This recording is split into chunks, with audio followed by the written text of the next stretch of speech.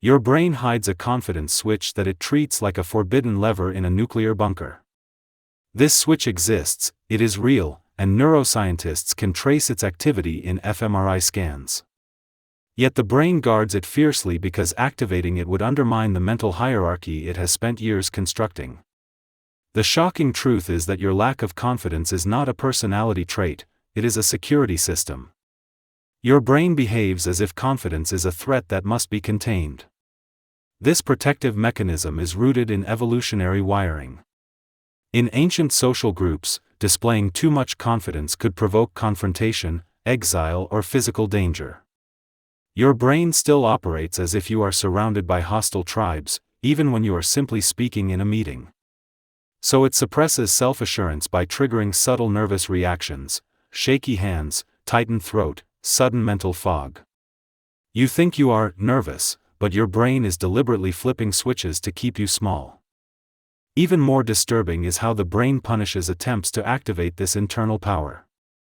When you try to speak boldly or assert yourself, a rapid biochemical response floods your body with stress hormones. It feels like fear, but it is actually a sabotage signal designed to force you back into your old behavioral patterns.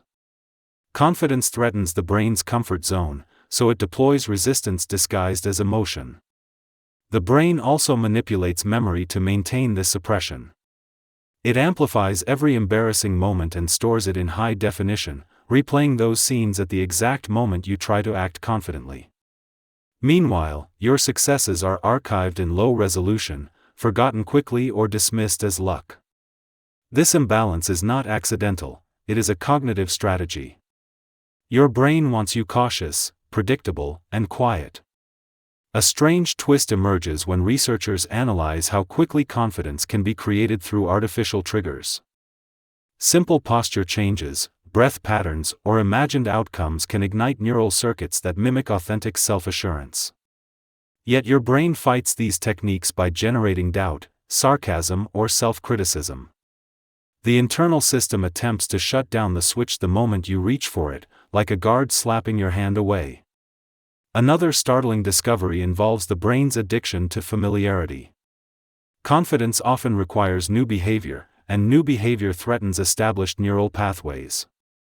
The brain prefers even painful comfort zones over uncertainty. This means you may be more comfortable feeling insecure than stepping into self-belief, not because insecurity is natural, but because it is familiar. This is why many people sabotage opportunities that could transform their lives. The brain also constructs a false narrative designed to justify its suppression. You start hearing thoughts like, "I'm not ready, I might fail," or "someone else can do it better." These phrases appear spontaneous, but they are programmed reactions produced by deeply embedded neural patterns. The brain uses them to maintain psychological stability, even when that stability is built on self-limiting illusions. Technology intensifies this suppression mechanism. Social media constantly exposes you to people who appear more accomplished, more confident, more charismatic. This visual overstimulation convinces the brain that you sit at the bottom of an invisible hierarchy. Confidence becomes psychologically dangerous because your mind interprets boldness as stepping out of place. So it pulls you backward every time you inch forward. There is also the issue of miscalibrated internal sensors.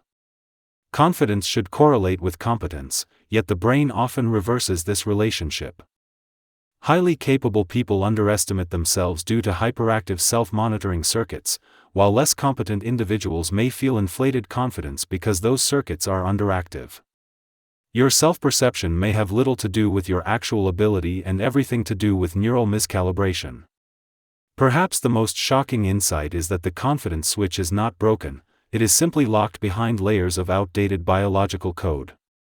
When you override the brain's protective reflexes, even for a moment, the switch turns on with astonishing speed.